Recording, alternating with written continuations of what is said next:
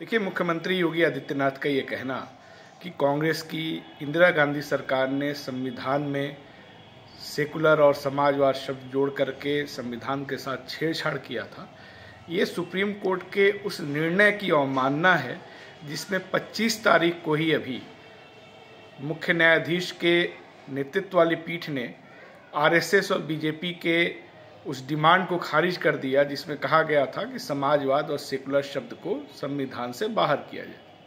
ये कैसे हो सकता है कि एक मुख्यमंत्री जो संविधान की शपथ लेकर के अपने पद पे बैठता है वो संविधान के प्रस्तावना के खिलाफ इस तरह की टिप्पणी करे, और वो भी तब जब अभी 2 दिन पहले ही सुप्रीम कोर्ट ने स्पष्ट किया है कि ये दोनों ही शब्द हमारे संविधान के मूलभूत ढांचे का हिस्सा है। यानी कि ये जो टिप्पणी है ये कोर्ट की अवमानना है, और कांग्रेस पार्टी का मानना है कि चीफ जस्टिस को इस पर तत्काल स्वतः संज्ञान लेते हुए मुख्यमंत्री योगी आदित्यनाथ को नोटिस देना चाहिए। ये कैसे हो सकता है कि आप सुप्रीम कोर्ट की अवमानना करें और सुप्रीम कोर्ट कुछ न बोले? ये एक संदेश जाना चाहिए चीफ जस्टिस की तरफ से कि डीवाई चंद्रचूड़ का युग अब बीत चुका है, जो आरएसएस के सामने रेंगते थे।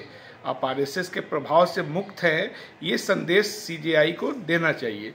दूसरी चीज़ कि इस देश में जितने भी सांप्रदायिक भाषा बोलने वाले नेता हैं जो हिंसा उकसाते हैं, वो चाहे योगी आदित्यनाथ हों, चाहे हेमंत बिस्वा शर्मा हो, चाहे कोई भी हो, ये सिर्फ ऐसा इसलिए करते हैं क्योंकि जो डरपोक और आरएसएस की मानसिकता के जज हैं वो अपनी जिम्मेदारी नहीं निभा रहे हैं। नहीं तो अगर कानून अपना काम ठीक से करे तो इसी देश ने इन तमाम ऐसे लोगों को संसद में रोते हुए भी देखा है।